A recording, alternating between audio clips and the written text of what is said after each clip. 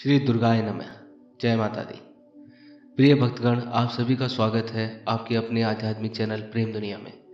मेरी यही प्रार्थना है कि माँ भगवती की कृपा आप सभी पर बनी रहे और माता का आशीर्वाद आपके जीवन को मंगलमय बनाए। आज हम बात करेंगे नवरात्रि के पावन पर्व की, जिसमें देवी दुर्गा के 9 रूपों की आराधना की जाती है। विशेष रूप से हम ये जानेंगे कि कन्या पूजन और कन्या भोज का क्या महत्व होता है, इसकी क्या विधि है और इससे जुड़े कुछ खास नियम।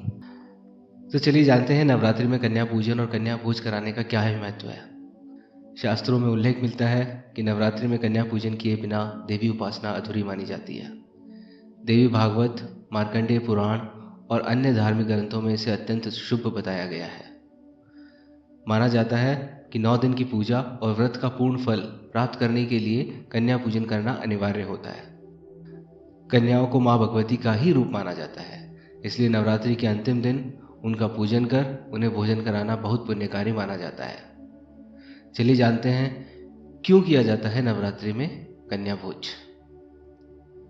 देवी को प्रसन्न करने के लिए कन्या भोज का बहुत ही अधिक महत्व है। माँ दुर्गा बालिकाओं में वास करती है और उनकी सेवा करने से देवी की कृपा प्राप्त होती है। कन्या पूजन करने से पुण्यों की प्राप्ति होती है। शास्त्रों में कहा गया है कि जो कन्या पूजन करता है उसे सभी सुख संपत्तियां प्राप्त होती हैं। मनुष्य के कर्मों का शुद्धिकरण होता है। यह पूजन नकारात्मक ऊर्जाओं को दूर करता है और घर में सकारात्मकता लाता है। मनुष्य की हर मनोकामना की पूर्ति होती है। कन्या पूजन करने से हर मनोकामना पूर्ण होती है, चाहे वह धन, संतान, सुख, शांति या सफलता की हो। चलिए जानते हैं नवरात्रि में कन्या पूजन कैसे करना चाहिए। कन्या पूजन नवरात्रि की अष्टमी और नवमी तिथियों को किया जाता है। इसे करने की विधि इस प्रकार है। पहला, कन्याओं को निमंत्रण दें।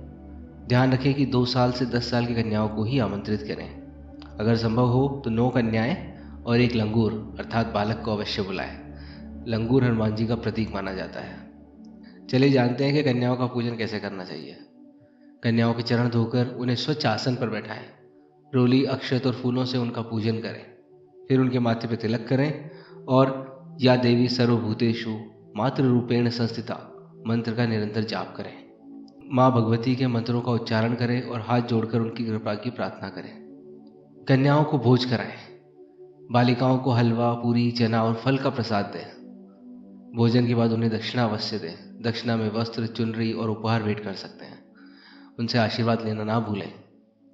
चलिए जानते हैं कन्या पूजन करते समय हमें किन किन चीज़ों में सावधानी बरतनी चाहिए। ध्यान रखें कन्याओं का संपूर्ण सम्मान हो। भोजन शुद्ध और सात्विक रहे। पूजन विधि श्रद्धा और भक्ति से करें। कन्याओं को प्रसन्न मन से विदा करें। चलिए जानते हैं कन्या भोज और कन्या पूजन से हमें क्या क्या लाभ प्राप्त होता है।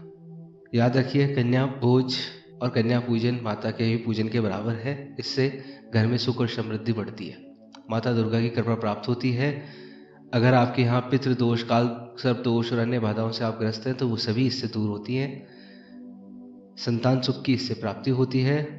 मनुष्य की सभी मनोकामनाएं इस कन्या भोज और कन्या पूजन करने से पूर्ण होती हैं। प्रिय भक्तों, नवरात्रि का यह पर्व हमें नारी शक्ति और सम्मान का संदेश देता है। इसलिए इस अवसर पर कन्या पूजन और कन्या भोजन जरूर करें एवं माता दुर्गा की कृपा प्राप्त करें।